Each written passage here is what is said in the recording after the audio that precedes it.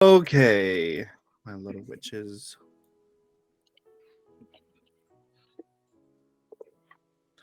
Please clean your cauldrons after brewing. They're starting to smell up the alchemy department. Thank you. This has been a PSA. Damn it, Cadence.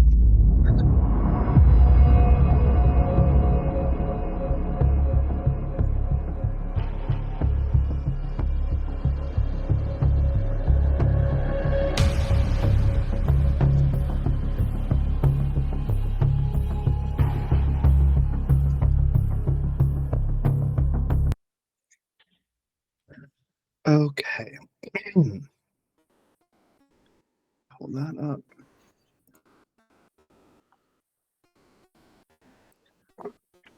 The screenshots should all be now cohesive as I've now created Wakefield in the Sims. So this is like pretty spot on to what I imagined in my head. So hopefully this can help you all. The autumn makes its presence known all across campus. The height of an intense first week at Wakefield has seemed to die down and now a thing of the past. Classes are getting trickier with the intense workloads and extra homework to take care of. Eloide's death has left the minds of most students, but something in your gut tells you that it's not over yet. Even in your downtime, it seems that your studies have taken over. But one thing is on everybody's mind. At the end of the week is the All Hallows Eve Ball, a prestigious event held at the school every year at the end of October, where students, alumni, and the magical community come together to celebrate another wonderful year. On this crisp Monday morning,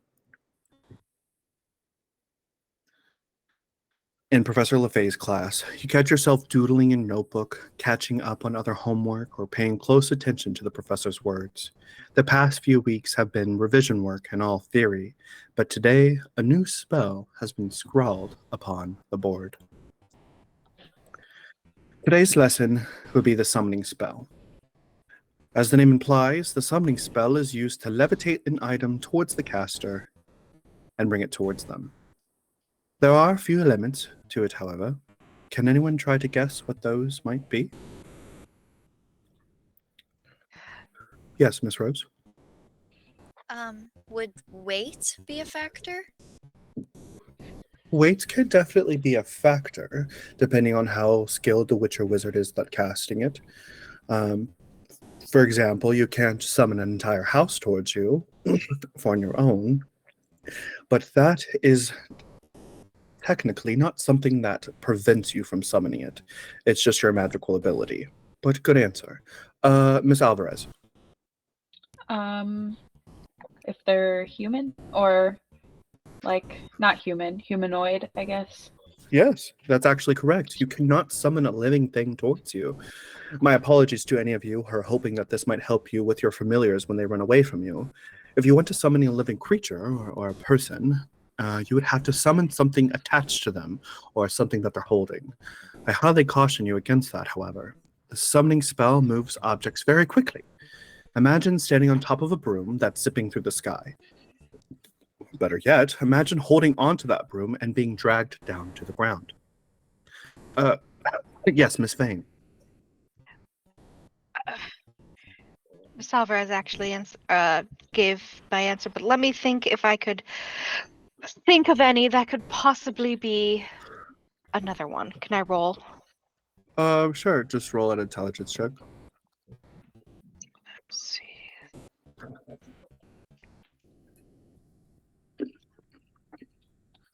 $18. Distance. Distance. Correct. Depends on how far it is away from you. Exactly. Summoning items that are farther away is more difficult. For powerful casters, distance is less of an issue.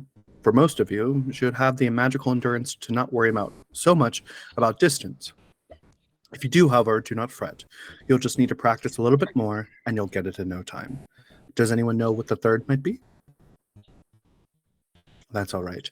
The third is that it is possible to charm an item so that it is impossible for another wizard, witch, wicks, or anything else to summon it.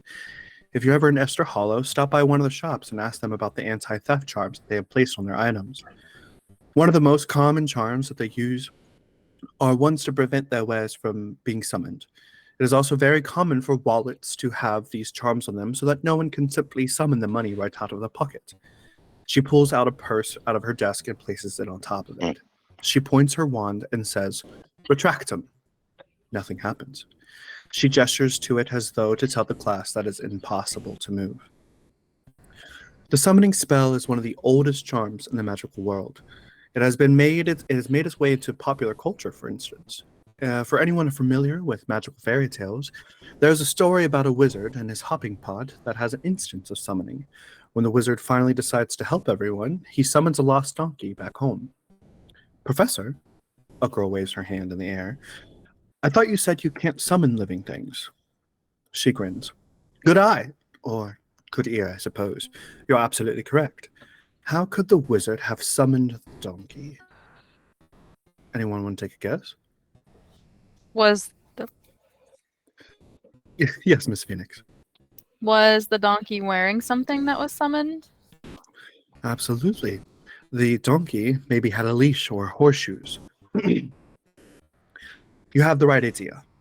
If the story was aiming for realism, then there would be something attached to the donkey to help summon it. On that note, let's review how we actually cast the spell. The incantation is Retractum. Listen to the pronunciation closely. Again, Retractum. You draw an arc with your wand, like so, and then pull it forward. She demonstrates this. If done correctly, there will be no light. Oh, and the most important part is that you must clearly picture the item in your mind while summoning it. With that said, she goes around, placing a few bowls of colored stones between groups of students on your desks. To practice, we're going to play a little game. You'll summon stones from these bowls. Whoever summons the most can get out of tonight's homework.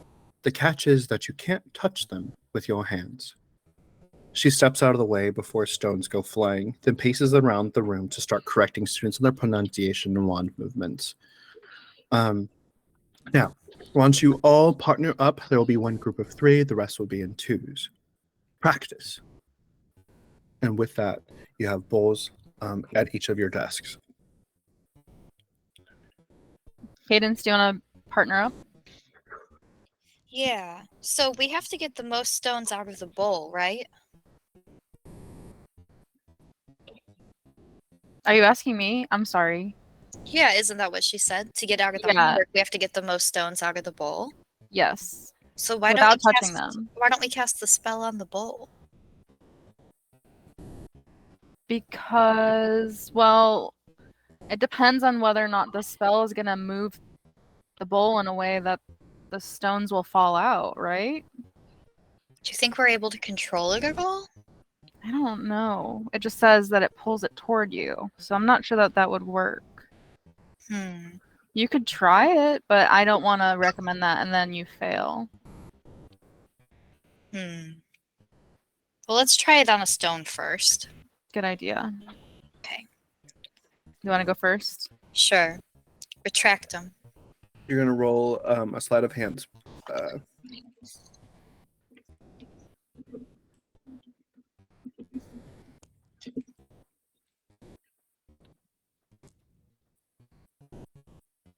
11. As you picture the stone in your mind, you can see them vibrate a little bit. Some start to move here and there, but nothing comes towards you. Okay. And then Elsie is going to wave her wand, looking at the stone, thinking about it, retract them. Roll sleight of hand. 9. You same thing for cadences. The stones start to like vibrate a little bit, and then a blue one shoots out of the bowl and crashes into the window and shoots out, creating a little hole. Little less flourishing your wand, Miss Phoenix. Remember, and the window like fixes itself. Maeve looks over at Ingrid and shit. Mar, thank you. I'm so sorry. Looks over at Ingrid and Mar. Well, do you guys want to be partners? Sounds Yeah. good to me.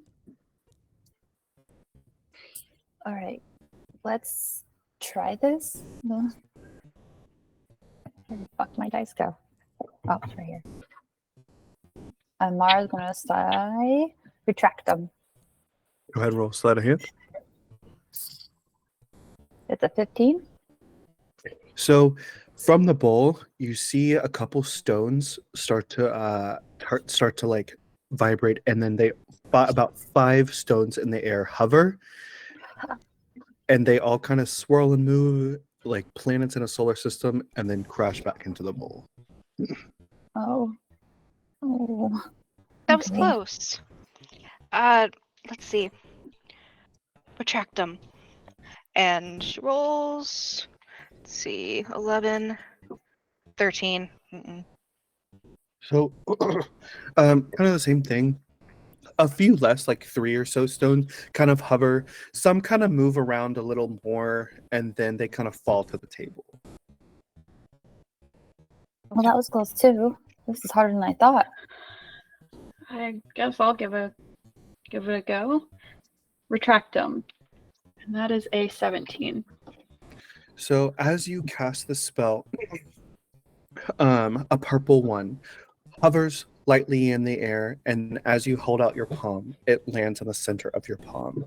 Good work, Miss Alvarez. Very good. Now keep practicing until you master it. Thank you. Wow. All right, so it's possible at least, it looks like. Okay. Nice The job. stones aren't charmed.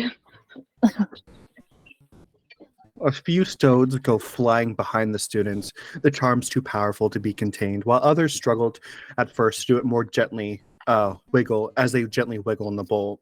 After about 10 minutes, you start to get a little bit more acquainted with the spell, and we'll go ahead and run the room and do it again. Back to Cadence and Elsie. Hey, Retractum. That is a 16. So, one of the stones levitates into the air, and then as it like comes closer to you, it falls just before it lands into your hand. Nice job. Yeah, but still nuts. Okay, well, let me try this again. 19. That's that's what my die was saying. Retractum. 16. You said, what was it? 16. 16, similar to Cadence's. The stone hovers in the air, but just before you're able to land it in your hand, it kind of falls to the table. Okay. Back to the other group. Good, be good. The Retractum. No, that's a 5. As you cast the spell, you're focusing a little bit too much on all of the stones, and they kind of just like burst out of the bowl and they go flying everywhere. I'm sorry. Oh, it's okay. Be careful. And LaFay waves her wand as all the stones kind of float and hover back into the bowl.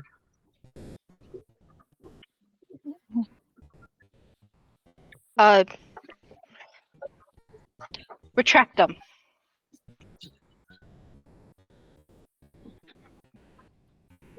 $19 plus 2, 21. So this exactly the stone that you were imagining and picturing in your head floats out of the bowl and lands in your hand with ease. You start to cast that spell more and more as you get more comfortable with it, gaining proficiency in the spell. Good job, Miss Vane. I do see you have quite a knack for these spells. You're very, very bright. All right, for the rest of the lesson, go ahead and keep practicing until the bell rings. You have about 15 minutes left. Do Do I cast again? Uh-huh. Or okay. I'll You go have a up. plus. You have a d6 to roll to add to your roll.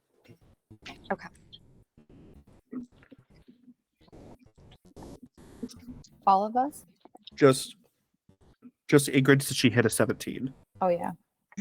11, even with the d6. The stones kind of reverberate. Some come out of the bowl, but then they kind of land back in. That's all right, Miss Alvarez. I did see you try it earlier. Good job. Summoning spells are very, very particular because you have to clear your mind and focus solely on the item that you're trying to summon to yourself. I will say that this spell was quite hard for me when I first was learning it, just as yourselves before. Now, well, I'll try once again. This time, what I'm going to do is I'm going to hold this quill in my hand. I want everyone to focus solely on this quill only. And let's see. How about Miss Rose? Go ahead and try it first. Okay. You can roll a Retractum. d4 to help you. I don't think it's gonna make much of a difference. A D4. 11. So as you focus on the quill, maybe your mind thinks about the owl or the eagle that left behind this feather, and all of a sudden you hear a against the window. You see a bird hit the window and just slide down. Some students rush over, open the window as a cool breeze enters the room, and the fall crisp air cinches through your noses. And Professor Levay peers out, and she sees the bird fly away. Two things.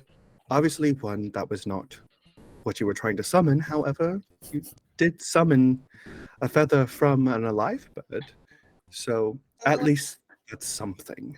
I hope it's okay. It did fly away. I think you're all right. Miss Phoenix, your turn. Okay. Roll a d4.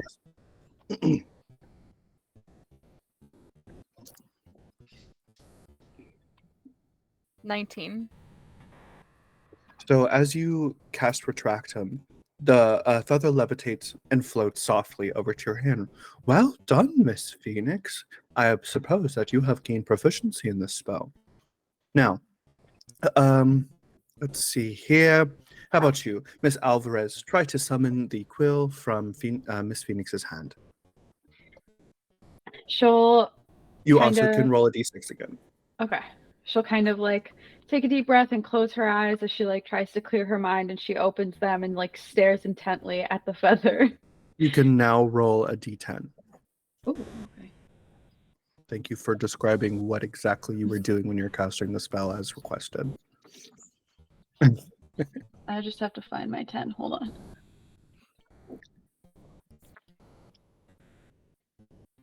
$17. The quill comes over and softly floats over to your hand. Very good.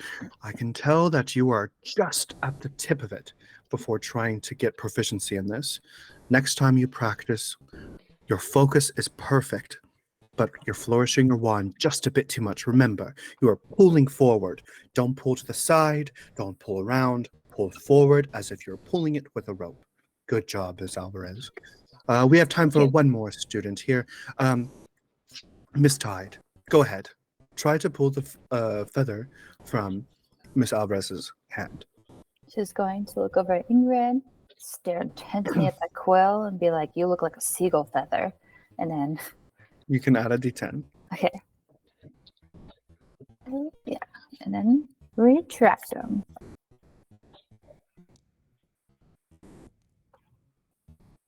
$21. So the feather slowly floats over and then zooms into your hand with ease. Very well done, Miss Tide. Your concentration was perfect. Your wand movements are just enough what you need to gain proficiency in that spell. Now, I've counted how many stones have been in this room, and it does look like Mr. Spellman. You are the one to successfully get as every single stone from your board. Good job, sir. And Eliot kind of like sits back and at the desk a little bit. You see his face get a little flushed, and he goes, "Professor," and she goes, "Yes." And Eliot goes, "Can I actually do the homework? I don't want to not do it." And Professor LaFace says, Of course you can. Now, it is in chapter 3 of your textbooks at the page 79. There is a workbook section. Please have it done before tomorrow's class, as we will then begin gaining our proficiencies in this spell. Good luck to you all. Class is dismissed, she says as she gathers the bowls and puts it back over to her desk. Well, that was exciting. Yeah. I'm glad we finally learned a new spell. We haven't learned one in quite a few weeks. Definitely. Me too. Yeah, and think of all the stuff we could do with that. I mean, that's a great spell. Very handy. Unless you pull a live bird towards you again. What if we pull something else like a live fish? Like, what if I'm thinking of, like, fish sticks and then... Wait, does it work on food? What if the being is dead? Shit, we should have asked. Good idea. I mean, if it's already dead, I feel like summoning it isn't going to hurt it more. And I think the whole point of not being able to summon living creatures is because,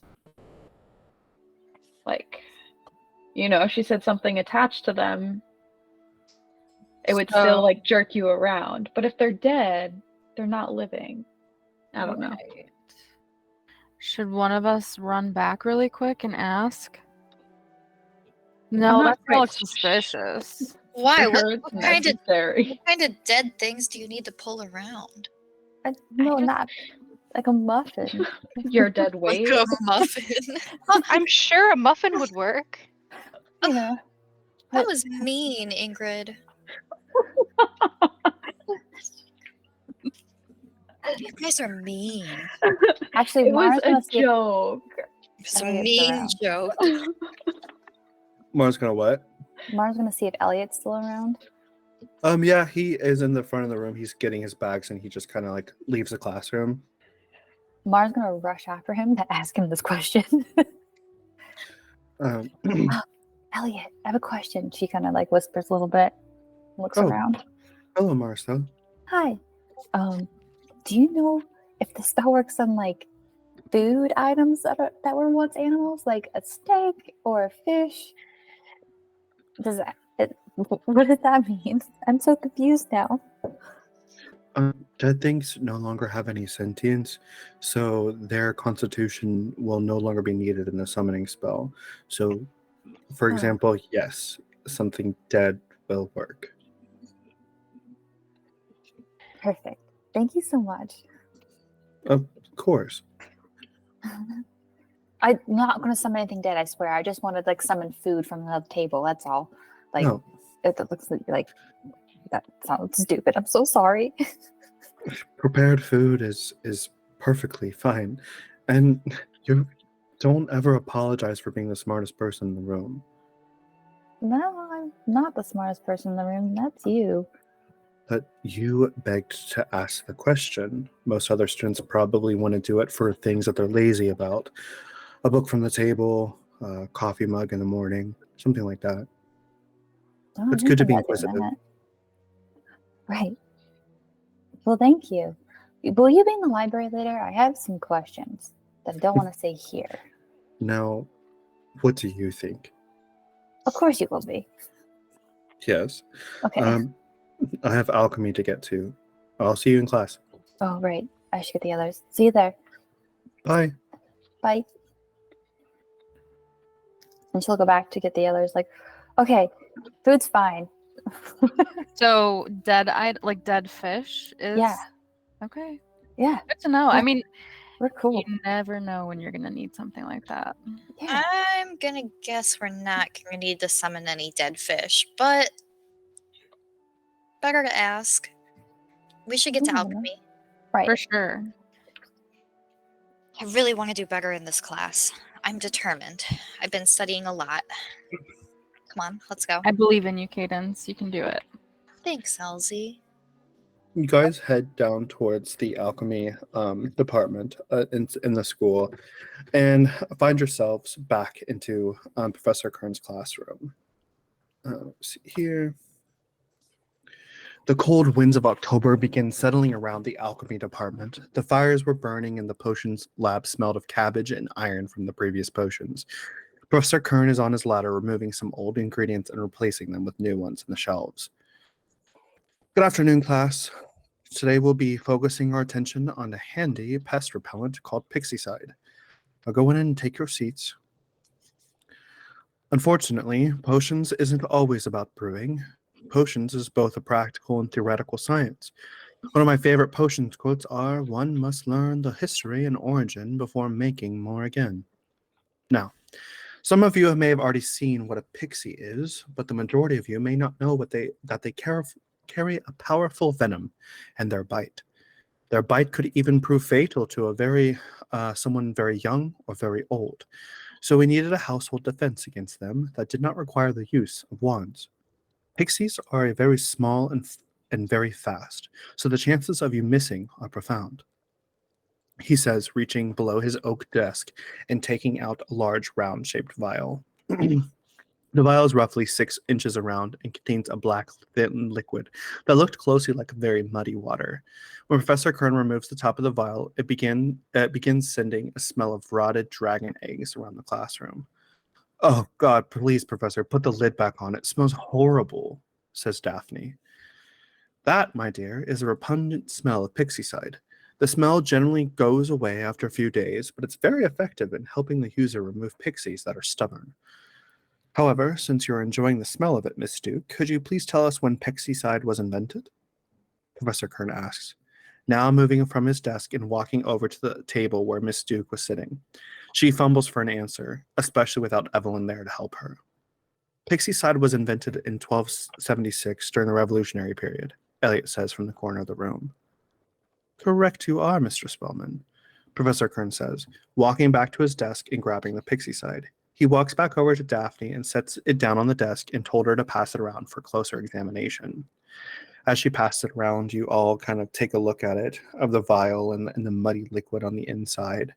Careful not to unscrew the top again for that awful pungent smell. It was invented in 1276 by a witch named Marthilda Stewarton, here in Oxley, and has since found its home in the pantries of wizarding homes. Pixicide requires some special handling, as it smells very foul and can stain certain fabrics. Pixicide should be used only when you're wearing a mask, scarf, or something to cover your mouth and nose.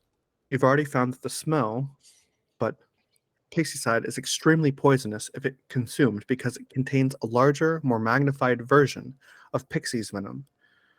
He walks back and taking a small cage containing a live pixie. As I mentioned, it can also permanently stain fabrics such as silk, velvet, and other precious materials. Your parents would not be very happy if you were to damage the curtains, he said, now back towards the front of class. Very ugly creatures pixies are, but we're not focusing on how they look, only the potion we use to help remove them. Pixicide paralyzes these nasty buggers for a short period of time. Generally, one spray should work. However, bigger pixies may require 2 or more squirts. Professor Kern takes out a spray bottle filled with the black liquid and set it down on his desk. He grabs his wand out and points it at the pixie and mutters a spell. Suddenly, the pixie becomes bigger and the cage appeared to have shrunk in size. "This pixie is still small enough that one spray will incapacitate him for a couple of hours," he says, grabbing the bottle of Pixicide and opening the cage. He quickly sprays the pixie, which becomes motionless in midair and simply closes its eyes. And then it falls, limp, and on the ground. Nothing to fear here, students. He's not dead, simply paralyzed. He can now be grabbed from the air and placed into a storage device, like a bucket, for effective removal. He motions as he grabs the pixie from the ground and hands it over to Daphne, once again to pass around the room. As she passes around the room, she passes it over very weirdly, and you all kind of take a glimpse at it. Pixies look like a 6-armed, small humanoid-looking creature with dark skin, fangs for its teeth, and a row of 4 black eyes. Their wings look like locust wings as they spread out and fold in, and their each of their little grubby hands has um, like spiders' hair to be able to like stick onto things as they grab it. Now, it appears that we've covered Pixicide. Use it well, as it saves us from nasty pixie bites. Your homework is to collect the ingredients for brewing on Wednesday. Bundyman acid, snail shells, griffin liver, hemlock essence, tormentil tincture, calbane essence, and I will provide the pixie's venom. Have a good day. Class is dismissed. Hey, Professor. Yes, Miss Phoenix. Did you say what year was it invented, the Pixicide again? It was 1276. Thank you. Of course. Was that all? Yeah. Of course. Can you get the recipe one more time that we need to get? Yeah. It's Bundyman acid, snail shells. Here, I can just... Okay, yeah. I'm trying to write as fast as I can.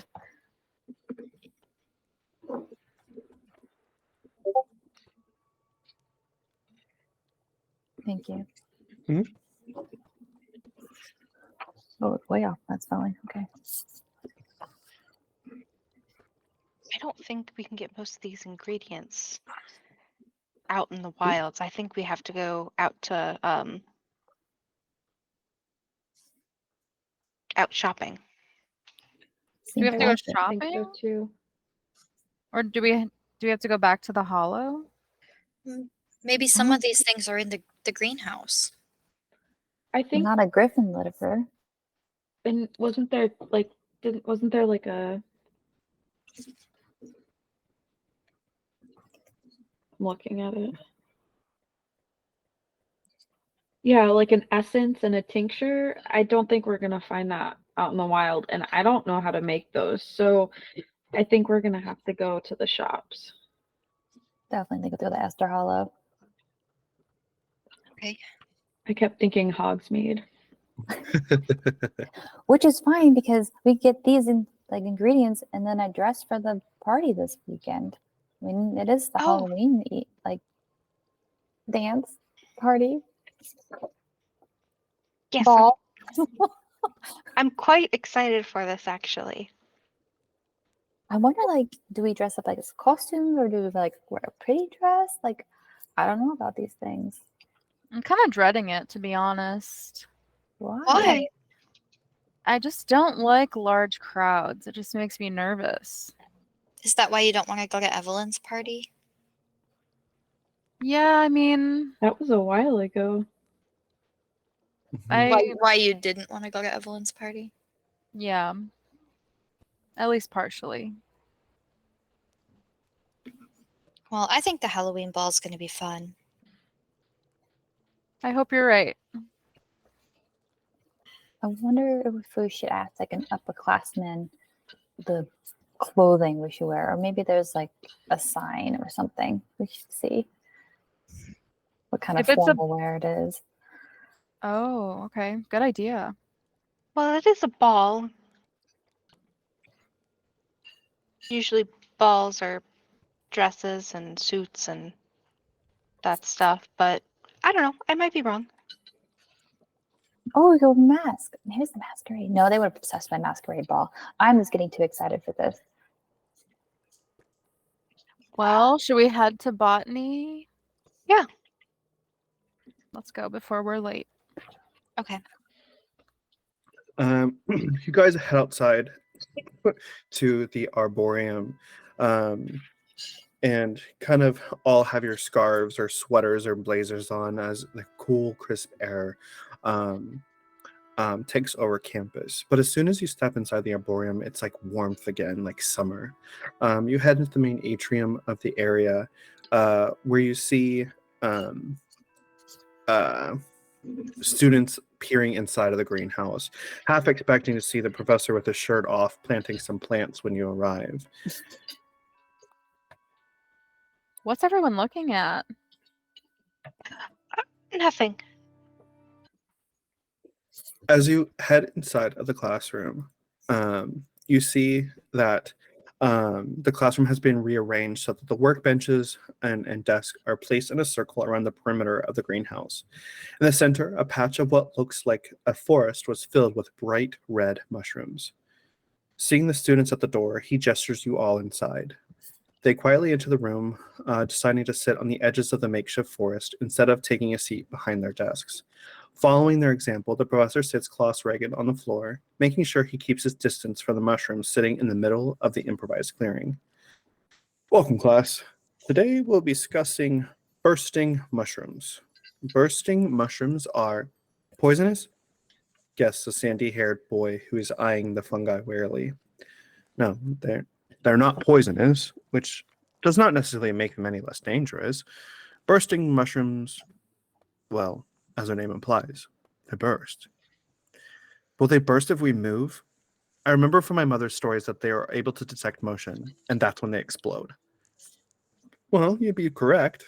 They explode when they detect motion. There's no need to fear they'll burst if we move, as I've cast a magical barrier around them, so we won't actually disturb them. Otherwise, I probably would have sent you all to Madame Tilly's ward by now, and you all be covered with spores and something else. Is this like that thing I heard that says some plants just burst seeds at high speed, like some species of exploding shrubs? They're called bally something? Ballistictory. It's similar, but not the same. Rather than rely on animals or winds to move their seeds, ballistic plants throw them by a sudden explosive opening of their fruits. This is what an example of ballistictory would be like in another mushroom species. Watch. With a wave with his hand, the professor sets a projection in motion for all students to see. As you can see, in this case, all spores are released from a single orifice, just as it happened for each individual seed on the aforementioned exploding bushes. Also, in this case, elastic energy was this type of energy fueling the movement. This is not the case with the bursting mushroom. Instead, kinetic energy is involved. When the bursting mushroom senses any movement, it will explode. How? The bursting mushroom is constantly filled with spores. When a bursting mushroom detects said movement, it will quickly expand by consuming its magic in a burst. Suddenly, the spores will have a lot more room to move about, which significantly increases their kinetic energy, that is, the energy generated by its movement. Then, in quick succession, the bursting mushroom shrinks, significantly increasing the pressure inside its body, until the pressure is such that the mushroom's frame collapses, effectively exploding. The energy generated during this process is released as a shockwave that is enough to knock a human backward or cause damage to internal organs if the person is close enough. So, is it a semi-sentient plant? Well, mushrooms are not plants. They belong to a different kingdom unrelated to plants, but yes, it is a semi-sentient fungi species. Professor, I still don't understand. That's all right. Non-sentient plants do not feel anything. They can react to a stimulus, but it's not that they sense it. They don't perceive that stimulus. They only react to it. That's the difference. The existence of perception already implies you are dealing with a semi-sentient plant. A semi-sentient plant has a sensory receptors of some kind that sense the stimulus, which is then processed somehow into a certain behavior, which is why we call it perception. Some plants will always react to the triggering of its pressure sensors, no matter what the stimulus is, big, small, it doesn't matter. There is no kind of processing of the stimulus anywhere on the plant. On the contrary, the bursting mushroom has movement receptors that only detect a specific kind of motion, which is then translated into perception of danger that will trigger the magic burst and its explosion. So this thing has a magical brain. It's not a brain, nothing anywhere nearly as complex, but it does possess a grid of magical nodes that will sense the stimulus received and determine if they are kind of movement it responds to. It will respond to a human, even if it's a baby, but not to an insect, for instance. It will respond always in the same way regardless of who the human is, so it is certain semi-sentience as it is not able to react subjectively. but it does possess the input it receives from the outside world in that primitive magical neutral grid, if you wish to call it that. Now, I know that was a lot. How are we all faring? Yes, Miss Phoenix. So, how do we cast the spell to contain them if we ever come across them? So the spell that I've cast is just a simple neutralizing movement spell. That is not a spell that is in our curriculum or that I am able to teach as a class subject. That might be something more on your further years as you progress through Wakefield. Wards and those types of spells are tough to manage, and you can also completely permanently freeze yourself. Okay. So we just need to make sure we avoid them.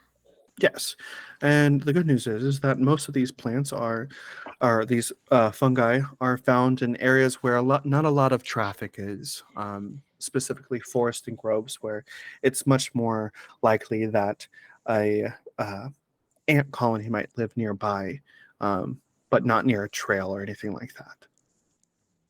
Yes, Okay. Miss Vance. Vane. So,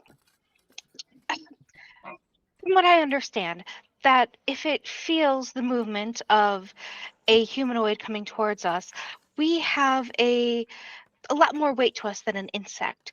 So it probably through years of the fungi growing generations upon generations, it's learned to recognize the movement types of humanoid beings rather than small animals and insects because of how we move and what our weight is, because they're measuring that movement by probably the rhythmic feeling of when we touch the ground with our feet.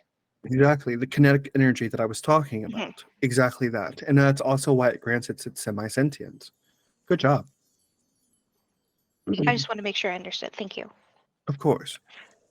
Now, be wary about traversing forests through unbeaten paths, as you may come across these mushrooms. These are just recently developed, as you can see how small they are.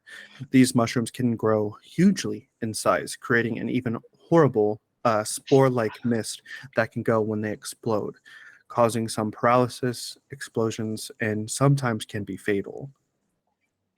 So they prefer forest environments. Something that's usually where there is decay or where it is a little bit more humid. So forest, yes, but more particularly, you would probably find them in bayous and swamps. Now, there is another fungus that is very similar to these red mushrooms that you see here. And that is why I'm pointing these out, because this other mushroom is actually very, very important in the magical community, specifically in the divination community. This mushroom has the ability to transgress through barriers set up. So, for example, if you were to create a stew and add this mushroom to its pot, you would be able to commune with the dead. This is known as the Crimson Crown. The Crimson Crown is not able to form on our plane of existence. There is another plane of existence known as the Underplane. This is where that mushroom grows. It is highly sought after by many diviners and divination experts. That the actual consumption and selling of it is restricted by the magisterium. And also, it's also very dangerous in finding one and bringing it back here and crossing the plains. But that's another subject for another day. Was there anything else that we wish to go over? Yes, Miss Rose. How would you ever get to the underplane? Well, the thing is, the underplane is not a place that you yourself would go. The underplane finds itself for you. So if you are looking for the underplane, you are unfortunately not able to find it, unless, of course, you know woodland creatures such as a white rabbit that was will let you follow it down its rabbit hole. There is another way to get to the underplane, such as going through a looking glass, which allows one to traverse through to the underplane. The only thing with looking glasses is that it is a 1-for-1 scale, so one goes in, one comes out. So if you go with a group of 3 people through a looking glass, 3 must return. So if you make a friend in the under, it is wise to make sure that only 3 are traversing back once you've gone through. And luckily, as you all know, or may not know, we do have a looking glass here. It is within Headmistress Avis's office, allowing her to traverse to the under should she need to. Now, was there anything else that I can do for you before I end today's lesson? How do you tell? Yes. How do you tell them apart? What are their differences? The Crimson Crown grows solely in the under, and these exploding mushrooms solely grow on this plane. So if you find one growing here, it is probably an exploding mushroom. If you're in the under, it's probably a Crimson Crown. Unfortunately, they are very identical to each other. Just one is not going to explode when you pick it up. Okay, so there's no other way to tell the difference unless you're actively hunting them or like looking for them. Correct. And some herbologists and botanists alike may find ways to figure out the differences, but if you had one docile, one not. So for example, once the mushroom itself is cut off from the ground that it is growing, it will no longer explode. It can only do that while it is growing. So for example, a potion ingredient might actually request an exploding mushroom for an elixir, perhaps. It is best to buy those store-bought because planting those is very dangerous. So, Yes, Ms. Professor, Phoenix? are you implying that because it's illegal to take them or sell them, that there's an underground market that these are sold on? Not exploding mushrooms, my dear. Exploding mushrooms can be sold and bought. The Magisterium prohibits the selling and buying of Crimson Crown.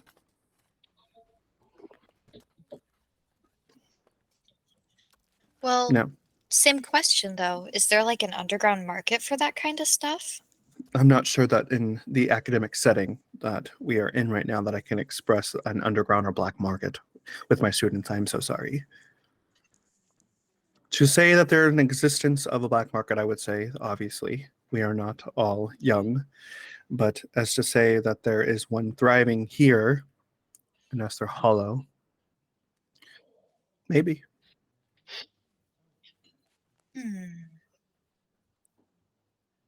All right.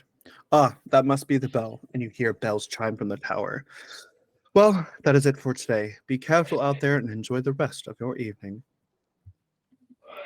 You too, Professor. And you all gather your things before leaving the greenhouse. Mara's gonna look at Cadence and be like, "Do you want a crimson crown for some reason?" No, I just thought Elsie had a good question. Okay. No, I was Yep. just curious. I don't want to get involved in anything like that, but it is interesting to think about, don't you think? Yeah. I mean, the Under sounds like a cool place, but dangerous as well. Are there like spooky black markets and stuff like that where you're from? I would maybe. Hmm. I'm not 100%, but I bet there is. I mean, we have a lot of potion ingredients down at the bottom of the sea.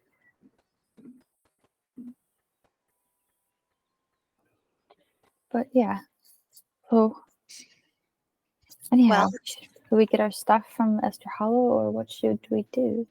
yeah, we have the rest of the night off, I think. Either that or go to Okay. the library. What should we do? I think we should go to the Ester Hollow. Tomorrow might be a little hard, and plus, it'd be last minute getting all those supplies. Good Yeah. What point. if they fell out? We can always go to the library after we get back. Mhm. Okay. I would love that. The Ester Hollow then. Look at us go. That's our first trip. You guys head off of campus after the lockdown has now been lifted. And you go past the gates of the school and head through the forested path before eventually finding yourselves nestled in the sleepy town of Ester Hollow that lies just beyond the forest. Let's see here.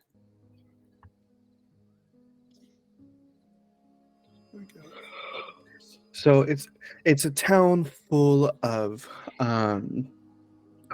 compiled village shops and stores and things like that. As the kind of the early evening starts to set in, some storm clouds roll in from the distance, but it's just a very cozy feeling. There is nothing cozier than Ester Hollow, especially during the fall. It also sometimes seems that all roads lead to Ester Hollow. You find other witches and wizards and other people going about their businesses throughout the day, where you see a little market selling fresh herbs and foods and things like that. You see the different stores, bookshops, and things as you pass.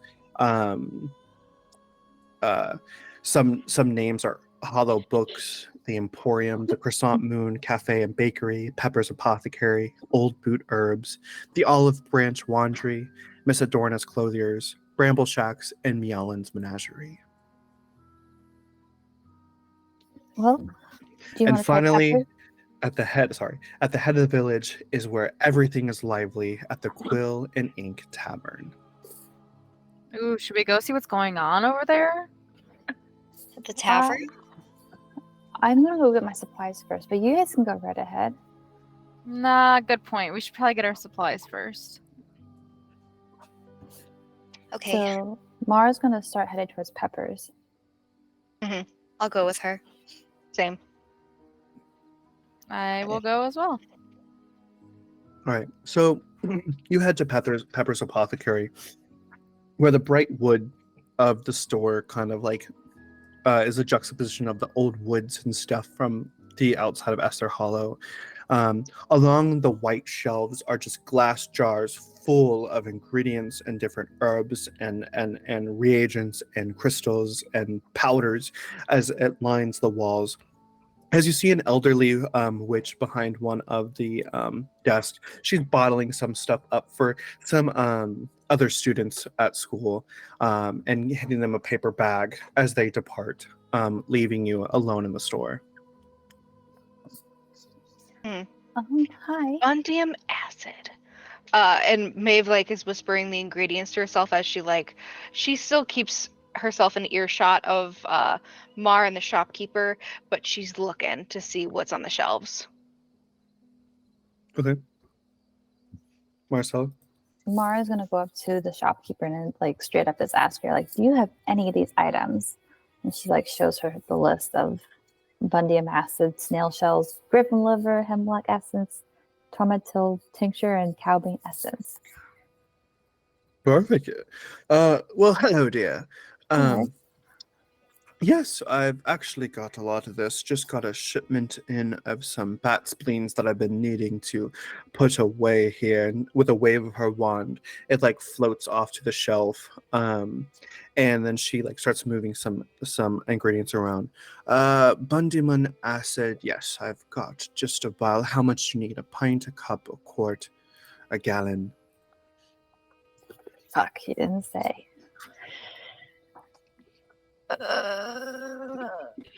I'll get a pint, I guess, for A pint? everybody. A pint is the standard size. Absolutely, Okay. I can definitely get that for you. Let's see here. Bundiman acid, and she takes something from the shelf behind her, and she takes out a glass jar, and she pours it just so perfectly, measuring it. But then she seals it and sets it over to the side. All right, there's the Bundiman acid. Now the rest of this here, let's see. You also needed... Oh, unfortunately, I do not have any griffin liver. You might try the butcher next door. Okay. But let's see here. Oh, yes, I do have some snail shells. Oh, no, dear, I don't have a lot left. I must get a new shipment in. And she kind of she takes a jar from the shelf, and you only see like a couple snail shells in there. Some are like cracked and broken, kind of just the worst of the worst of the worst. She goes, "Oh, I don't feel comfortable selling you these, dear. These are horrible quality, and if you're trying to do them for potions, they would just not work. I can say that snails like to be on the banks of the lake and the coastline Oh. of the school that you go to. I do love the lake, so I'll get some in the morning then. Perfect. They love hiding under wet logs covered in moss. Okay. Now, as for this, I do have the hemlock essence, the tormental tincture, and some cowbane essence as well. I poured a pint for you all. This should be plenty enough for the 5 of you. Beautiful. Thank you so much. Let me guess. You're brewing a Pixicide. We are. Correct. Wonderful. Now, I do actually have some Pixicide that is over at my sister's store down the street, over there at the Emporium. If you ever do stop by, the Emporium has just about anything that you could want for magical maladies, potions, things like that. You might try stopping over at her shop. Okay. Thanks. Of course. Thank you so much. Now, with all of this here, let's see, that is 1 for the pint, 12, 16, 21, and that will be 28 gold pieces, or if you have the flame pieces, I accept those as well from your school. I have flame pieces, and she hands Perfect. over like 28.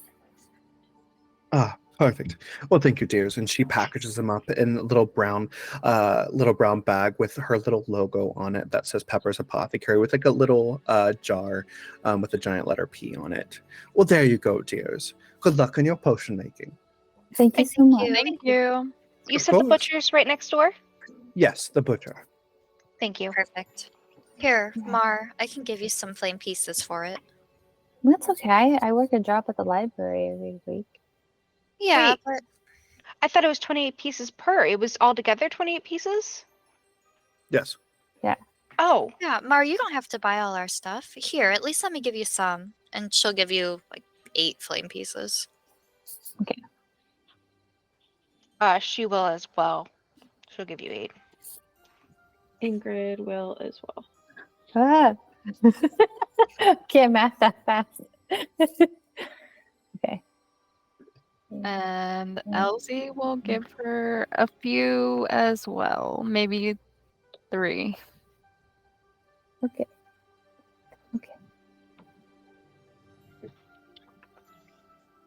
Well, she just made money. Yeah. Okay. Well, thanks. That was weird. Let's spend this extra money at the liver place. Good idea. We'll go So- to the butcher. Would you guys be upset if I went to the Emporium really quick? No, we can pick you up some liver. That'd be great. And then I give you guys a few more flame pieces just in case. Okay. Maybe like 2 more. We'll meet you there because I want to check out if they have any cool trinkets. Okay. Sounds good. Elsie heads toward the Emporium, looking to see if there's still like a hustle and bustle at the tavern. Sure. So as you kind of cross the street throughout the village, you see that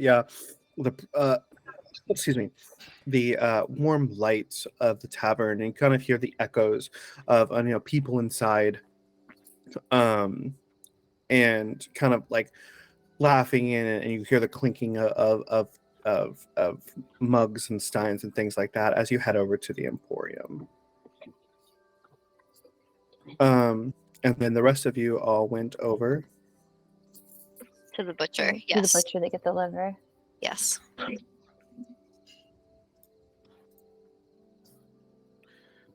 Let's see here. Hold on one second.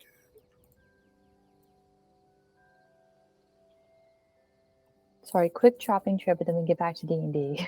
No, you're fine. I just have to pull this document real quick. Okay. We'll head to the butcher's first.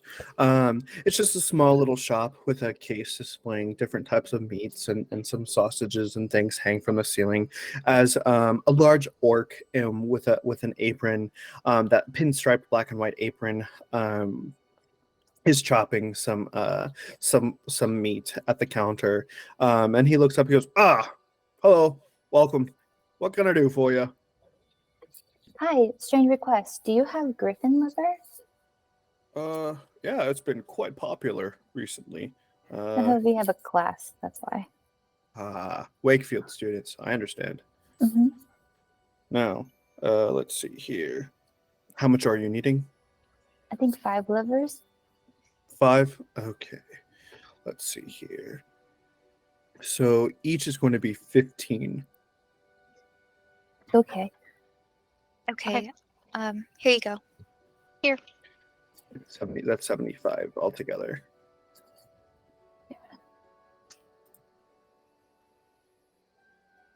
Perfect. And then he starts cutting up his stuff and then packages it in that waxy butcher's paper. And each hands you it. Well, there you go, my friends. Thank you so you. much. And Mara will walk out of the store with everybody and be like, I'll get us the snails tomorrow morning when I go for my swim. Are you sure? You don't mind? Yeah, not at all. I mean, I wake up way before all you guys to get my morning swim in. Gotta stretch the fins. Well, thank you so much. Mhm. I do want to go to the clothes store after the Emporium. I want to see if they have any new dresses. Something special for the ball, you know? Well, let's head to the Emporium and then we'll quickly go to the dresses, and then we need to get back before we get blocked out of the school. All right. So, Elsa, you've headed over to the Emporium, where it's this beautiful dark navy blue painting with on the inside of, and there's just magical equipment hanging from the ceiling and bits and bobs and lanterns and brass objects and things like that. As lining the shelves, there's scales and telescopes, crystal balls, vials, magnifying glasses, moon charts, star charts, a globe of the moon, some maps of the world. Just kind of like a whole bunch of just knickknacks and magical equipment. There is a lot of, I shouldn't say a lot of people, but there's kind of a general hubbub in this emporium that you can see.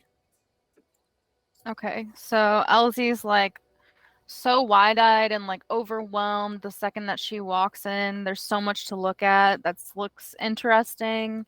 She like wanders past the maps and past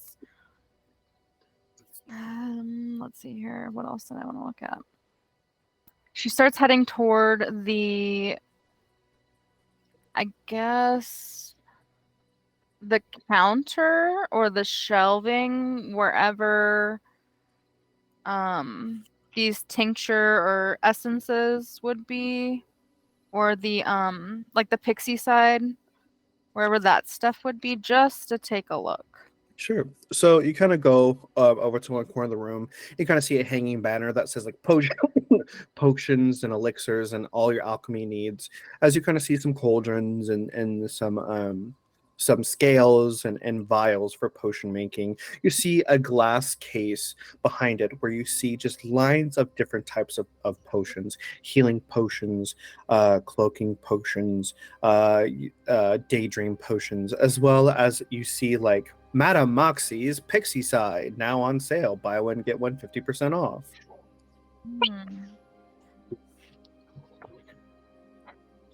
Interesting. And she just kind of keeps looking around and thinks about trying to go to the tavern to see what's going on because she's still curious about that. Okay.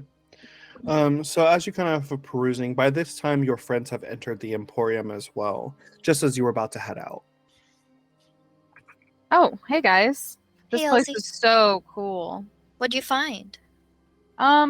oh, I just looked around. There's a lot of cool stuff. There's some maps over there. There are potions and the Pixicide over there. And she like points toward the wall of potions and cauldrons and stuff.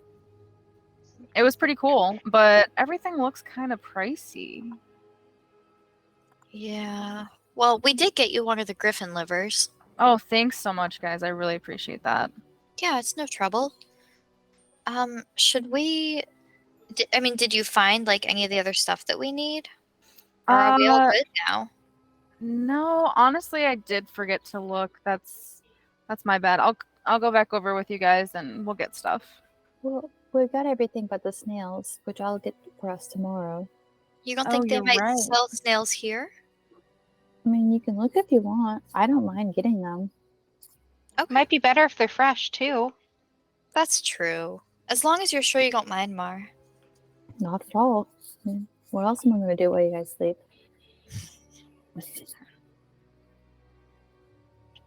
Wow, this place looks amazing. I wouldn't even know where to start to look.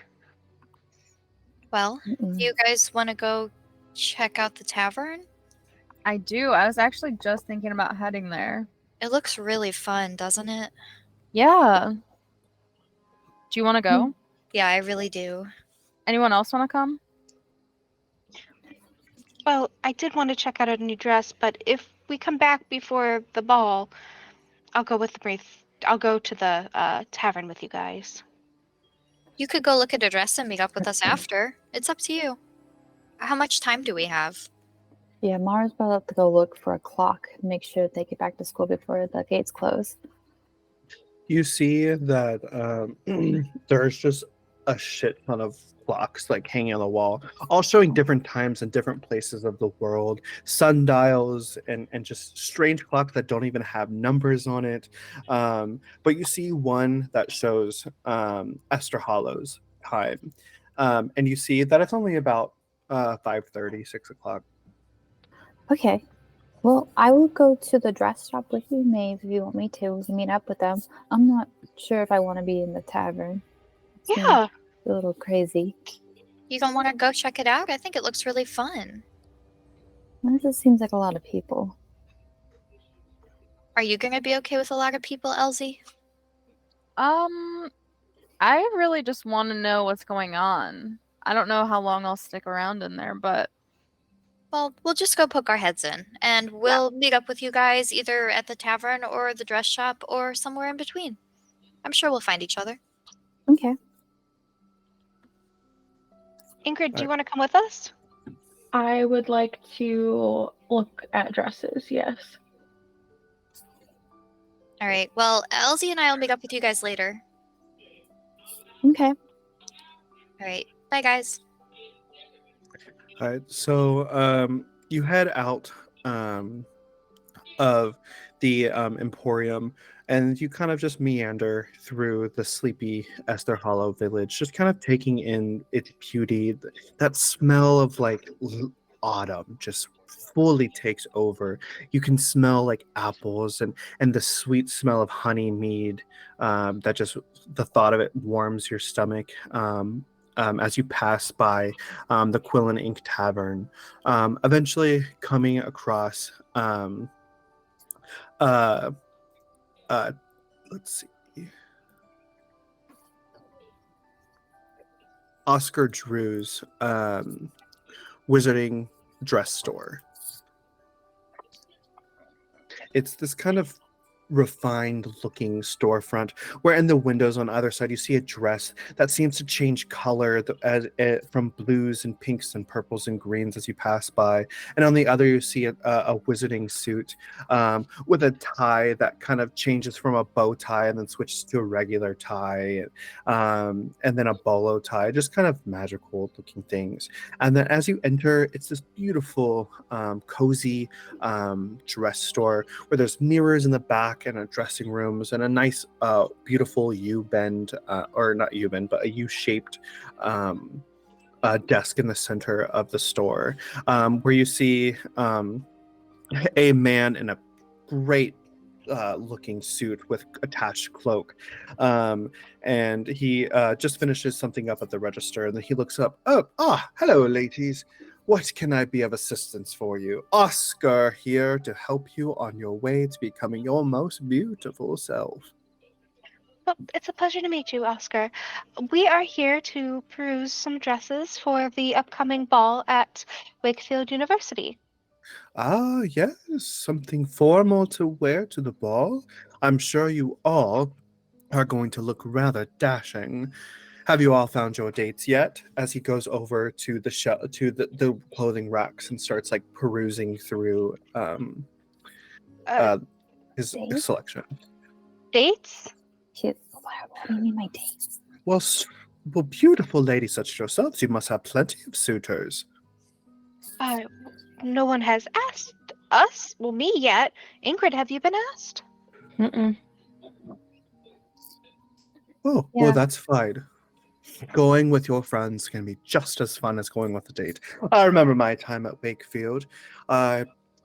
It was my fourth and final year at Wakefield. The All Hallows Eve Ball had a theme of the winter's kiss. So everything was beautiful, snow everywhere, glistening icicles from the windows. It was just a beautiful, beautiful sight to behold. My date, oh, bless his soul, Percy, he came in this awful, awful suit that clashed with my own. I told him he had to change, but he said he didn't. It wanted to change, and of course we broke up that night.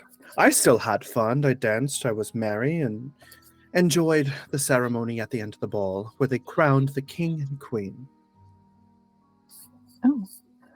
Oh, a theme. I see a theme. Can Mar maybe roll to see if she remembers or recalls seeing the theme of their dance, perhaps? Just so they know what kind of dress to look for?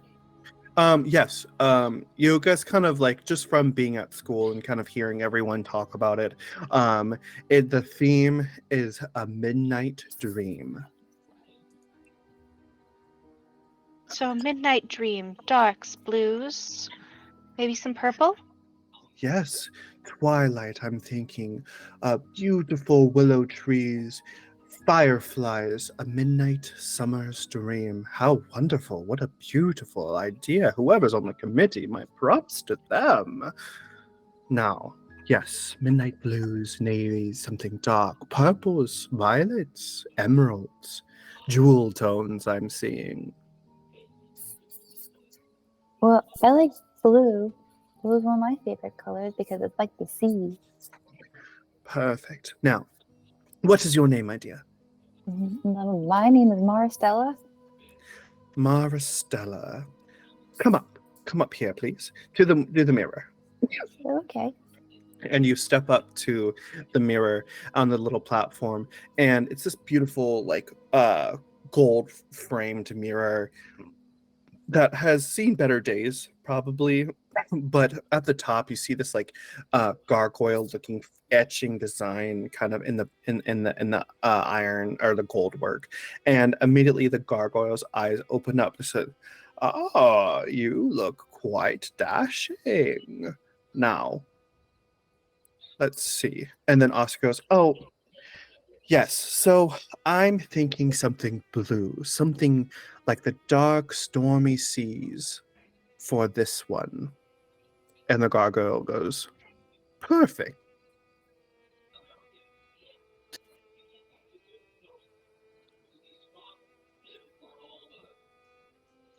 I Trey? think your hand. Trey. I think I touched it. Okay. I still can't. Okay, there you go.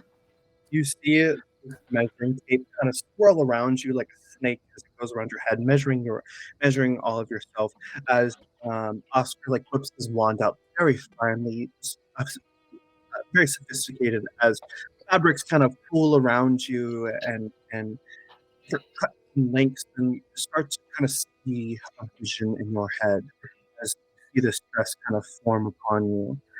It's a beautiful mermaid cut gown, dark and navy, where the bottom looks like not necessarily a lace, it looks like the crashing of a wave, like the Oh. weight of a tide crashing at the bottom of the dress, and also where it's cut. And the bodice, and almost as you glint and look, it looks like the fabric is moving but then as you look closer, it's waves. I love this. What do you guys think? I think it looks perfect. All right, I think this is the one. This is the one. Perfect. I will have it ready for you in 2 days' time once I perfectly get out all of the designs. Gregory, go ahead and take an image for me. And Gregory's like, yes, sir, right away, sir. And you see a flash.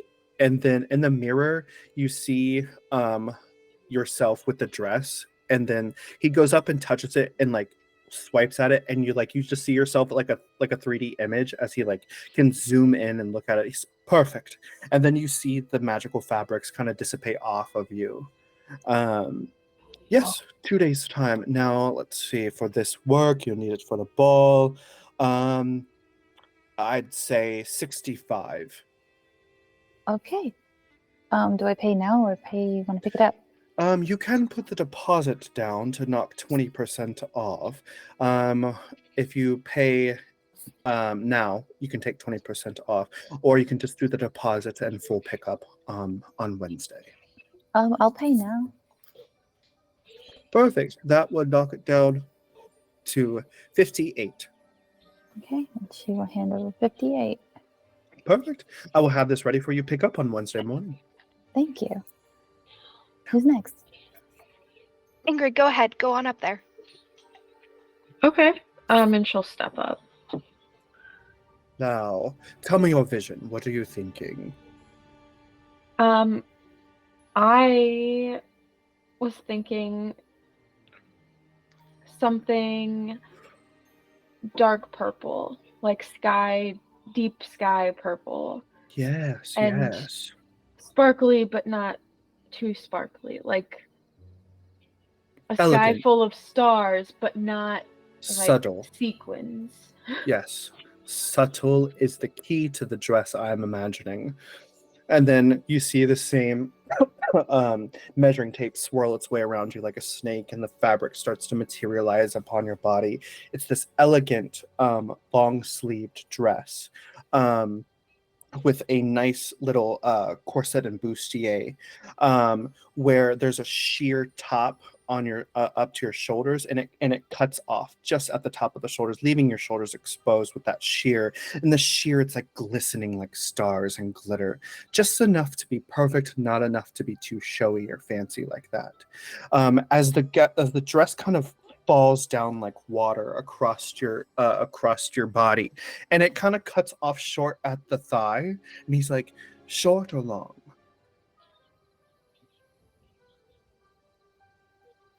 What do you guys think would be best? And she like looks to them. I can't decide. I think you should show it. Good. Maybe then you get a boy date or a girl date. Well, I don't know what you prefer, actually. Come on, you're not going to get in trouble. Short. Regulation length so that you won't look like some harlot off the street. Now, the final touch. What is your favorite scent? Vanilla. Vanilla. Good, classic, simple, but yet renowned. Those who smell of vanilla are ready of mind and soft and sweet. I have the perfect line. So you see this gorgeous sky purple dress kind of appear as the colors kind of fade or appear like ink blots on watercolor, and it's just this gorgeous shade of violet across your dress, and it almost looks like there are little shining stars kind of dotted in with little crescent moons and little suns that disperse across the dress. Beautiful work, I do say. And I've thrown in a synthesizer. When you walk, a perfume of vanilla and warm cinnamon will drift upon you as you walk by, hopefully signaling a suitor to come dance with you on the dance floor. I too can have this ready on Wednesday morning. Now, this is going to be a little bit more of a cut here, so I say the same offer I did your friend. 20% off if you pay in full today, or you can just do the deposit. How much was it for? 20% off is 58. Full price is 65. Deposit being 32. Okay. Yeah, I think we get paid this week. And she hands in like 58. Perfect. I will have it ready for you at Wednesday. Greg, and you see that flash again as your image stills in on the mirror, and he saves it for himself for later. Perfect. Now, why don't you come upon? Tell me your vision. Oh, I'm thinking dark. Dark Blacks. blacks. But maybe a flicker of light. So we're thinking black and white, something elegant, something regal, something royal. I do like your style. Now, let's do an asymmetrical cut. And you see this fabric start to appear on your body. As you see this like elegant looking black half. Long, you have one sleeve on the dress, and it's all black. And then on the other side, etched on the other side of the dress, that kind of cuts down towards the middle of your side, kind of showing a little bit of underboob, is this beautiful a white trimming that's just elegant and not gaudy, but just think Wednesday Addams if she met Miranda Priestley. Okay. It's Okay. just perfect. Wow. Stunning. Thank you. You're It very is your welcome. handiwork after all. Oh, please. Oh, I appreciate your compliments, but it is what I like to do. I like to make people feel the prettiest. Well, you definitely do it. I think this is quite a match. Perfect. Now, what did you say your name was? Maeve. Maeve. And your last name? So I can fill it Va- out in this paperwork. Vane. Vane. Are we putting this on the family tab? Oh, no. I'll pay it for it myself. Perfect. And for someone to be gliding through the halls of Wakefield, and I have designed for a Vane. Wonderful. Let them know that I'm your only designer, and I can cut you a deal. I will tell everyone where I got my dress. Oh, you please Oscar so very well. Now, I can have this done by Wednesday, of course. It'll be tough because the fabric I'm needing is going to be silks from Agrabah. I should be getting a shipment in later this evening by trade of flying carpet. Hopefully they don't lose my last shipment like previous weeks. But I do like it. I can Well, have this done for 80. all right. Perfect. 20% off, of course. All right. Okay. Let's see here. Because my math is just so perfect, it'll be 64 in full. Well, here you go. And Thank she hands him the coins. Thank you. Oscar, Greg, and another flash goes by.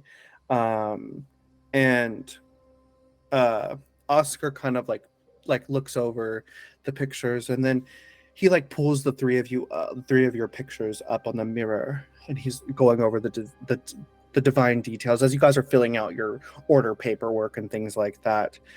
And he like looks at Maeve's and Ingrid's, and he notices your faces, and he like looks back to the two of you, but he doesn't say anything. And then he swipes away the pictures and he takes your papers and he says, "I want you all to have a wonderful evening. I will see you on Wednesday morning." We will see you then. Probably not till after classes, if that is all right. Of course, you can pick it up whenever you need on Wednesday. I do only hold it for 48 hours. Oh, we will be here Wednesday afternoon. Perfect. I will see you then. Ta-ta. Thank you.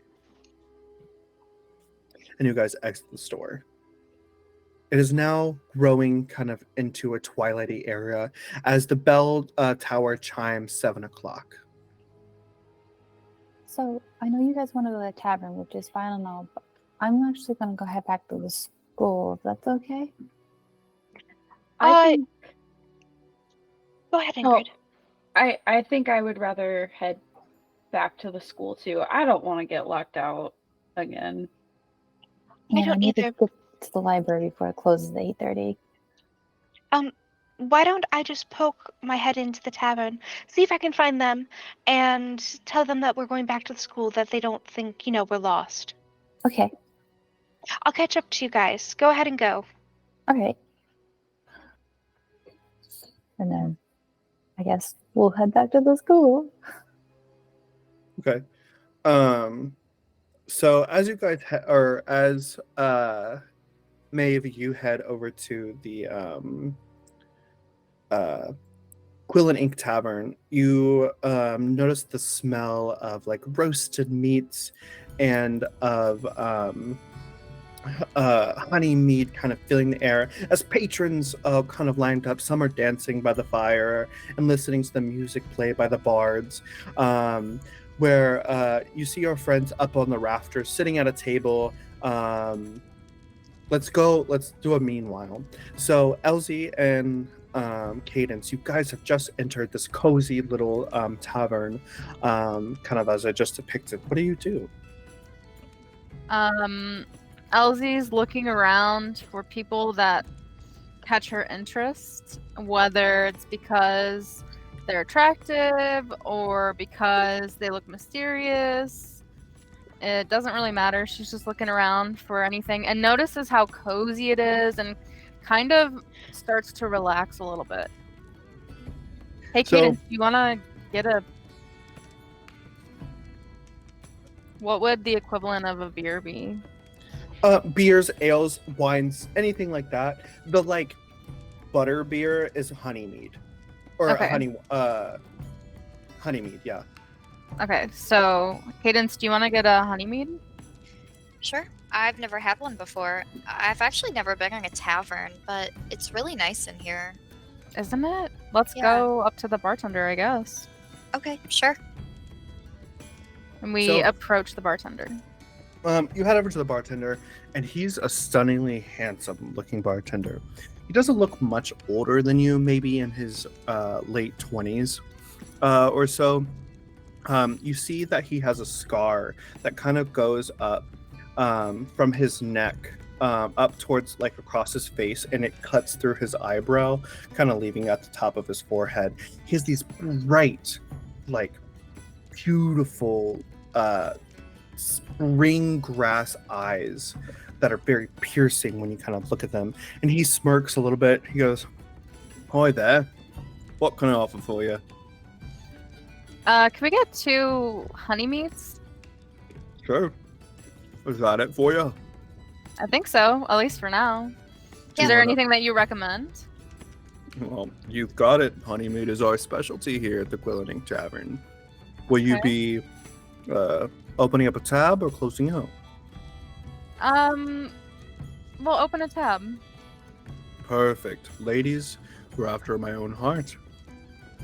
And he goes back and from one of the barrels, he pulls open the tap as he pulls in 2 steins and slides them over to on the bar. Enjoy. Thank you. Thank you. What's your name again? My name? Yeah. Peter. Nice to meet you, Peter. I'm Elsie. It's a pleasure.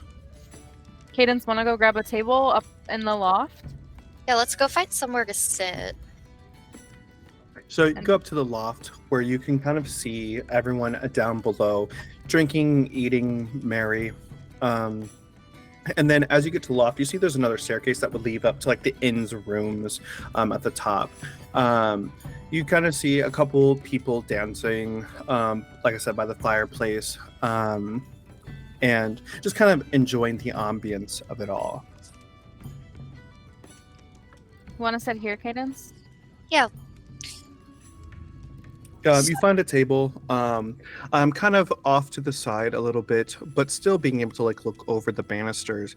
We got 3 chairs, and each chair is like different. Some spindly chairs, some comfy chair, and a stool as well.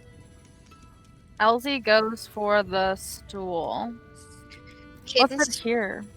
Cadence will climb up onto one of the comfy chairs and take a seat and just kind of look over, kind of thoughtfully at Elsie. Have you been in places like this before, like taverns? Not very many times, but a few times to see if the bartender would sell us whatever leftovers he had at the end of the day. What do you mean? After my family got sick, it just became really, really hard to provide because everyone in our village got pretty sick. So, What were they sick with? I'd rather talk about something else. Okay, sure.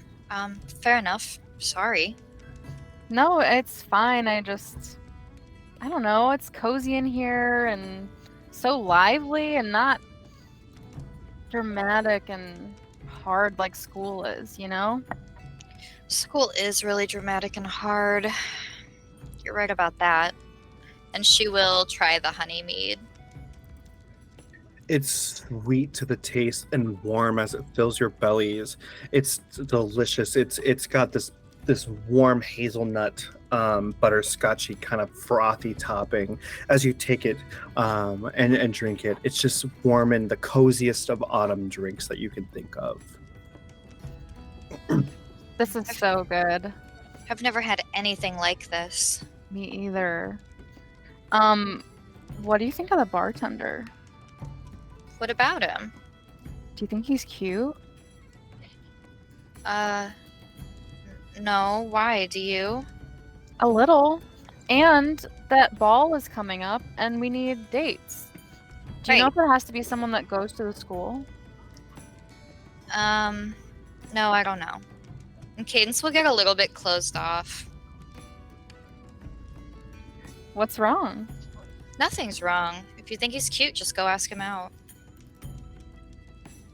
Oh, I mean, if you think it's a bad idea.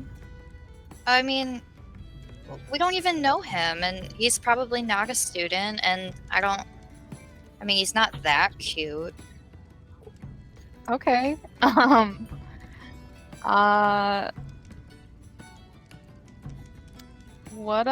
are your lessons going? How are your spell lessons going? They're great. I don't know. I mean, I didn't learn, oh shit, what was it called? Retractum. I haven't learned Retractum. I'm not proficient in it, but I guess it's been giving me an easier time than all the other ones. I don't know. I always thought spellcasting would come easily to me, but it's really not. Well, more practice, the easier it'll get. And if you need any help, I'm always here. By the way, what do you think about Crimson Crowns? What are your thoughts on that?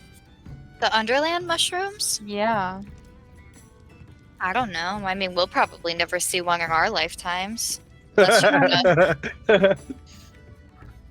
You guys going on a D&D campaign and not going to the Under. Right. I mean, we don't have any reason to go there. It's not like we're gonna go jump through Avis's looking glass. But what about Elodie's murder? Do you remember getting framed? Of Or was course, that just me? of course I remember, but you can't seriously want to go to the Under. I don't. Of course I don't. It sounds terrifying, but You want to find a black market? kinda. I was looking in the Emporium and I didn't see anything. I should have looked for someone working there to see if I could schmooze them a little bit and get some info. I didn't Well, think about it. I don't know if the Emporium would be the best place to look, but the Tavern might. And Cadence is going to stand up on her chair so she can see better and look around and see if she could see any shady characters, any deals going on. She's just going to look for anything that might give them the option of engaging with a black market. Roll investigation.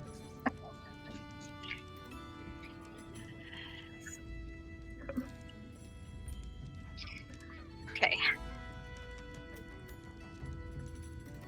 15.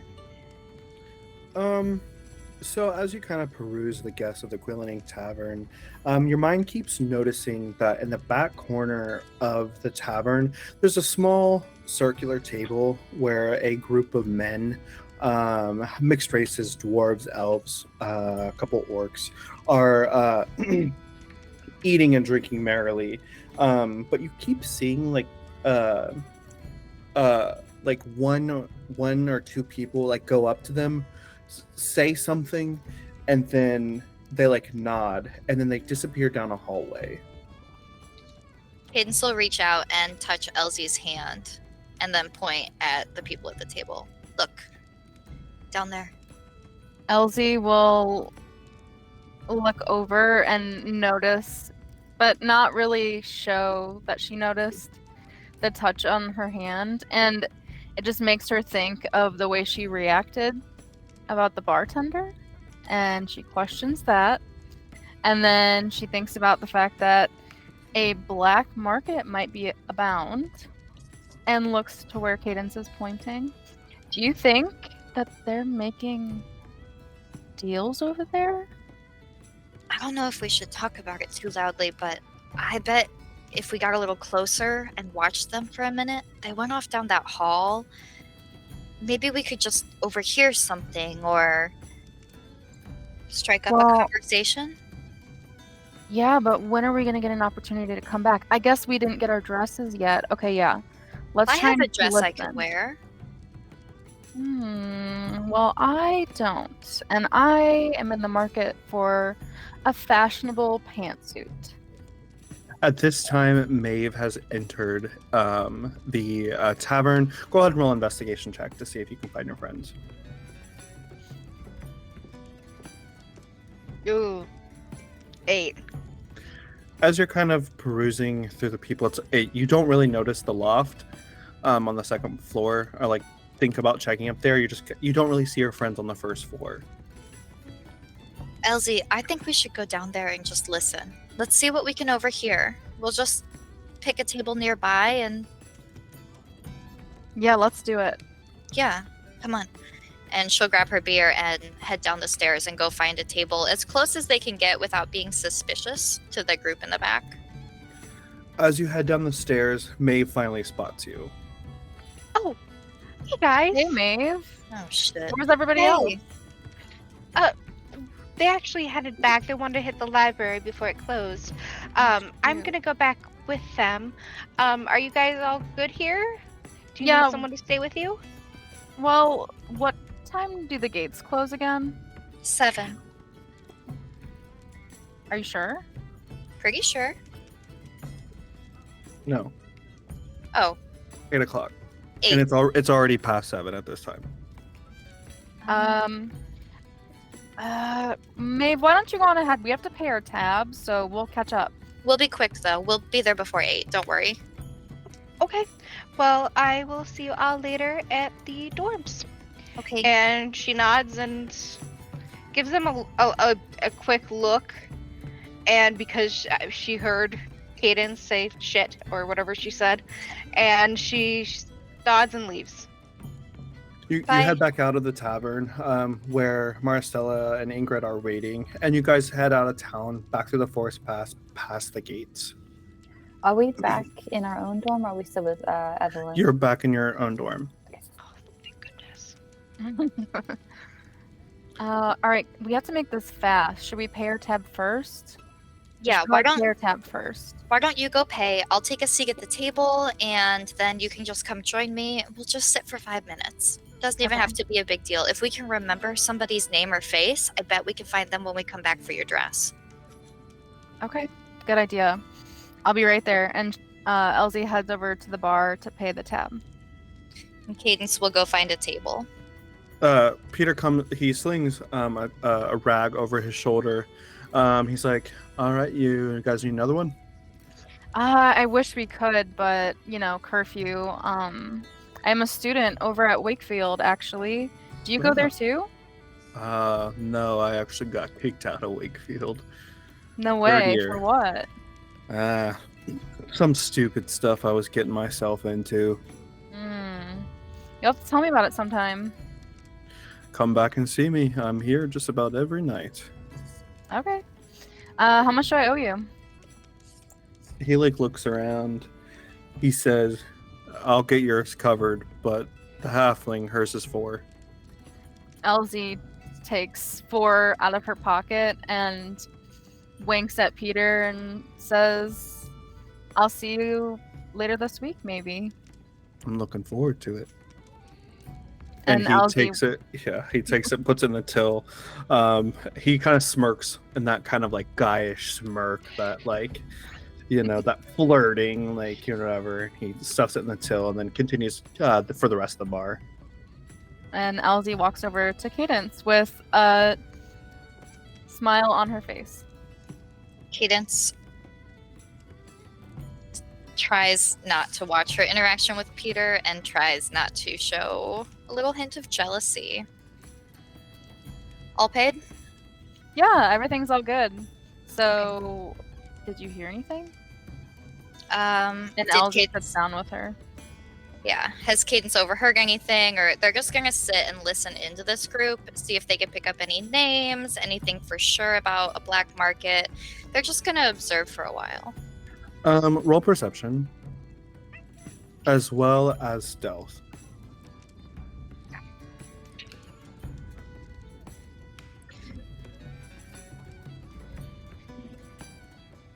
Perception. Oh, that's the wrong dice. I'm so sorry. Uno momento. Perception is going to be a 16. Stealth is going to be 17. Okay. Well, Elsie. I just need to know my stats. Okay, so perception is a 20. A dirty 20, and stealth is a 20 as well. Okay, so you guys find a table next to a column and sit at it just to kind of pick up on the conversations of these men. What you're kind of hearing, you kind of just hear them typical guy talk, drinking, some sports games, and just kind of the lull of just tavern talk, basically. And then you watch someone come from the back hallway, whisper something to a man in a wizard's hat that's kind of cocked to the side.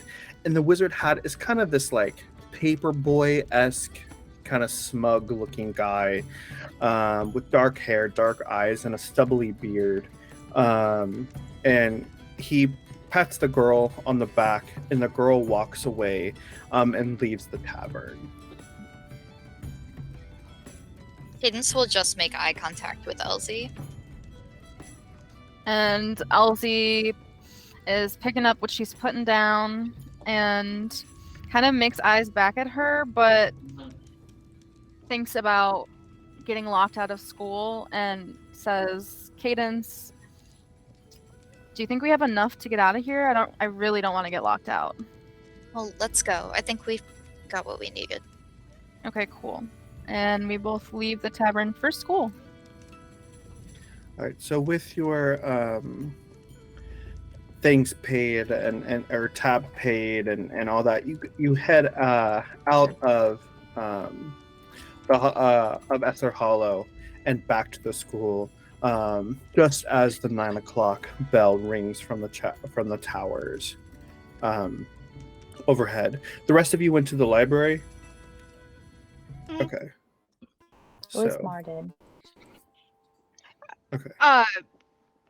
May would have followed. So you guys just get back to the campus. It's a little after 7, about 7:15, once you're back at campus.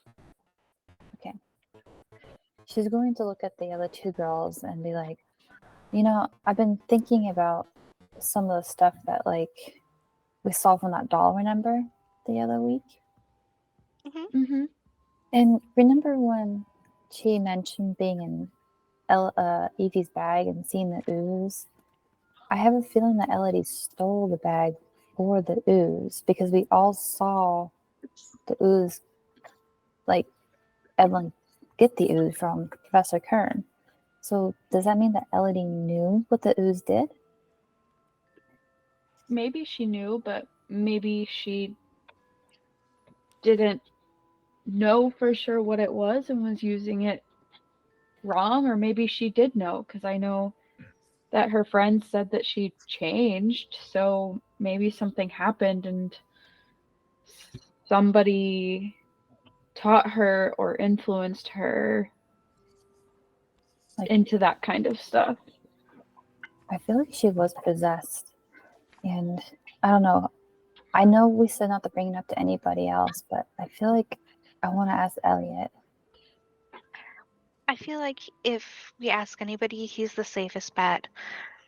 But it does sound like she was not under some possession, but some sort of charm, influence Influence is a good word. of someone who obviously had bad deeds, and maybe she overcome the charm, and that's why he did that to her. It just kind of sounds reminiscent of what something Eliot had told me about that Superior girl. That's all. Yeah, let's see if we can find him. Okay. And Marl, search for Eliot.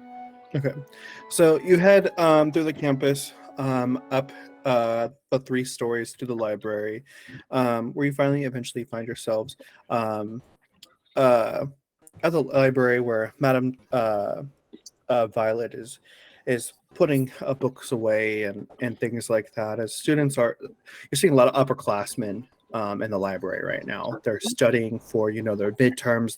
They've got a lot of projects and stuff going on. You see groups of them at the tables and very lively. You also see plastered on the door that library hours have increased to 10 p.m. To help with the influx of upperclassmen and during their independent studies and things like that, giving you more time in the library. As you peruse the sections, Marcella, you go to where you found Eliot the past couple times, and you see him cozied up on a armchair with a stack of books at his side, a little tea thing, a little tea tray, and a teapot sitting on the stack of books as he is nuzzled in a book on fairy tales. I found him. She's gonna whisper and like timidly kind of go over and then knock on the side of the bookshelf as if she's knocking on a door. What? Oh, hey Marcella. Hi, I didn't mean to frighten you. Oh, no, you're fine. I was reading. What's up? And he like sets the book down in midair as it just kind of hovers there. That's neat. Levitation charm. I'll ask you about that one later. I was curious if you still have that key to the restricted section.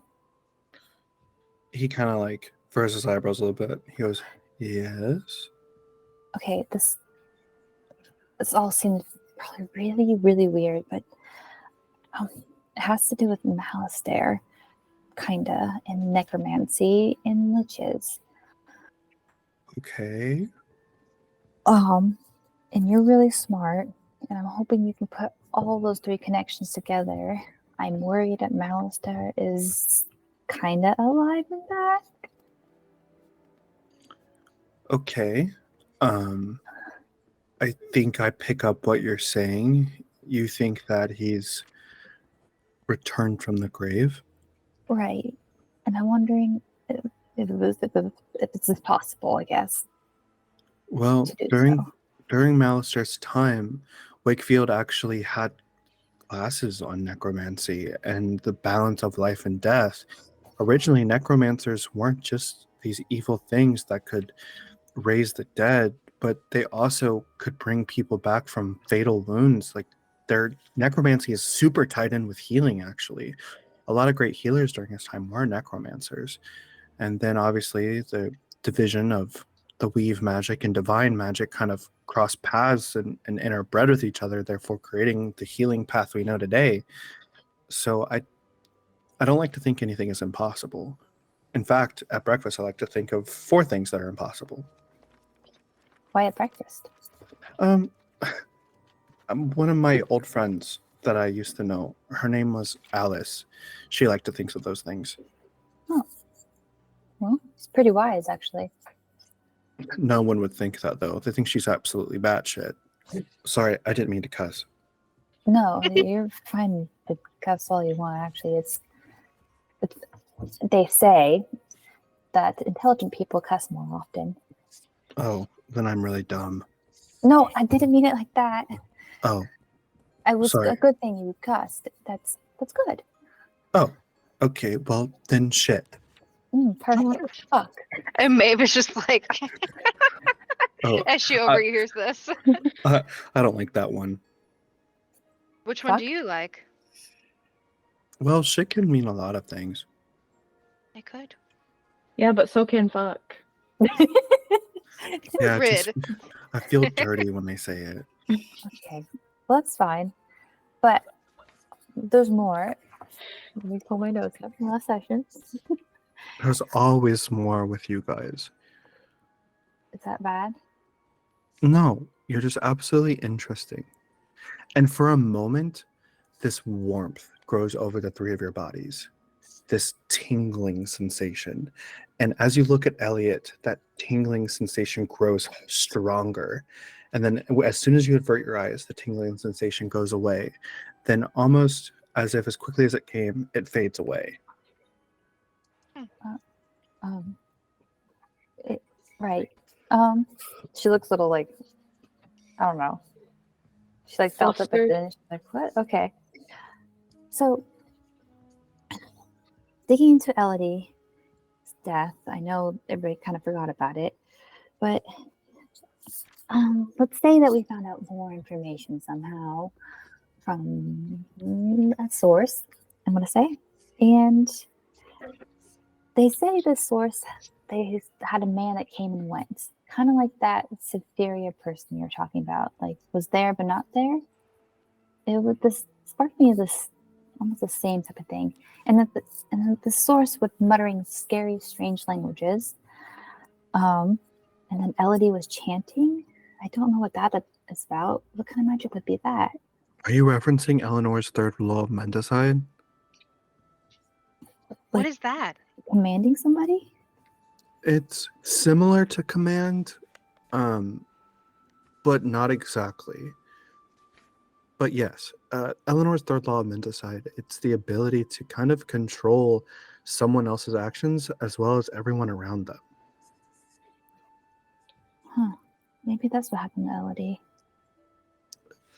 I mean, it's a possibility. It's really, really intense magic to perform. But you The said one it might. Is we think that she went into that secret room. And Oh, Maeve looks over at him with like raised eyebrows. speaking of that room, I found it again. Really? Really, it showed itself to you. Yeah, but this time it was different. It How was so? like something inside was calling to me, asking for help, like a woman's voice. Oh, Oh, Were they screaming? At first, it was more of just a cry for help, but then all of a sudden she was shrieking, as if she was in pain or being tortured or worse. okay. When did that happen? I heard that too. It was a couple of weeks ago after divination. I went to the library to study up on some homework. And then it was like almost like the entire library, everyone just was not there anymore. And that's when the hallway appeared. Do you know what that was? Did you see somebody else? I The same thing happened to me, but it was in the hallway after divination. I Oh, thought it was a weird coincidence because well, I don't know, you, but it was scary. Professor Helburn says that you're quite a skilled diviner. So maybe you had some type of a vision or something. I didn't see anyone else or anything like that, but I just heard her screaming, and then it was like sound came back, and the door was no longer there. I don't know if it was a vision though. The other person that I saw, I don't even know if it was a person. It looked like a person. I don't know. That's the best way I can explain it, but they talked to me like it was in the present. They told me it was too late. I don't know what I'm too late for, but I still don't know. That's rather troubling news. I'm sorry that that happened to you. It's terrible. I mean, it's okay. If you heard her screaming too, that's just weird. But you said it was coming from that room? Yeah, it was like she was just beyond the doors, but and you kind of see like a little bit of like a snow flurry kind of start to form above his head. I was too much of a coward to open the door. We all would have been scared. Thank you. Ever since coming to Everas, it's like I've always been a part of everything that happens. Wait, coming to Everas? We're all here. Oh, I meant to say Wakefield. Okay. Oh. Can I see if I believe him? Insight. Roll insight.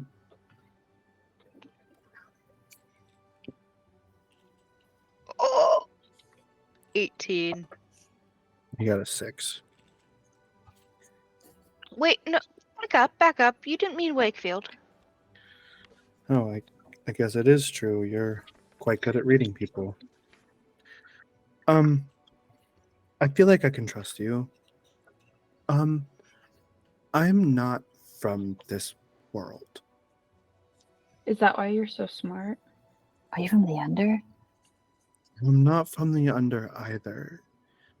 The reason I'm smart is because ever since I got to this your world, books have been my way of learning about it.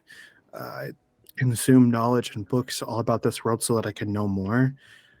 And yet I've been able to do this almost tenfold because and he like looks around. I live in the Under. You live in the Under? That's so scary. How do you survive? Oh my god. I have a Whitelighter whose name is Jade. She protects me. Every night I go into Headmistress Avis's office and go through the looking glass. It helps me with something that I'm dealing with. Oh. What's a Whitelighter?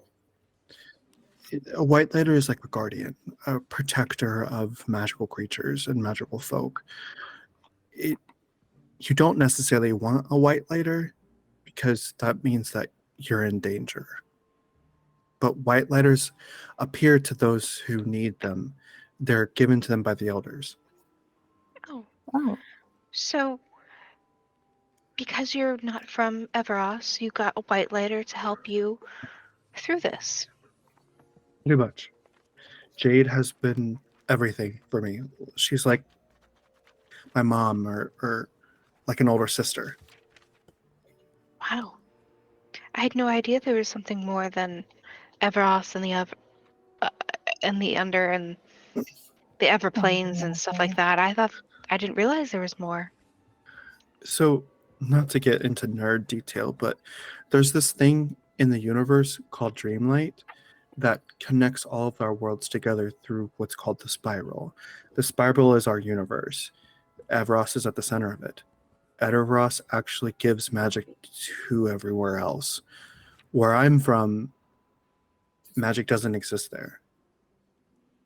What? At all? It used to, but it was cut off a long, long time ago. I wonder why. That is actually one of the biggest mysteries I've ever come across. I don't know. And that's what troubles me. Well, if Everas is the source of the magic, I'm sure you'll get down to the answer. You are wicked smart. Thank you. I appreciate that, Maeve. But If you need anything, just let us know. You've done so much for us. Let us help in return. can I ask you something, actually? Of course. So, we all know how Evelyn left Wakefield, right? Yeah. Yeah. She needs to come back. How come? I can't tell you why, but she needs to come back. Okay. How are we going to do that? Should I write her a letter or? No, but when she comes back, we have to stay on the right path. You can tell that he's trying to find the words to say, and he looks at you intently, hoping that you get the underlying truth of what he's trying to say, but he knows he can't tell you, at least out loud. So Okay. she's coming back. I just have to figure out how. How? So she's someplace obviously not good. Wait, is And she in the under? No, she's at the palace with her mother. Maybe we should just write the queen. Be like, oh, we're Evelyn's friends. We really miss her. Can she please come back to school? Because she's really good at potions. Her sister. That's probably the person you'll need to write to.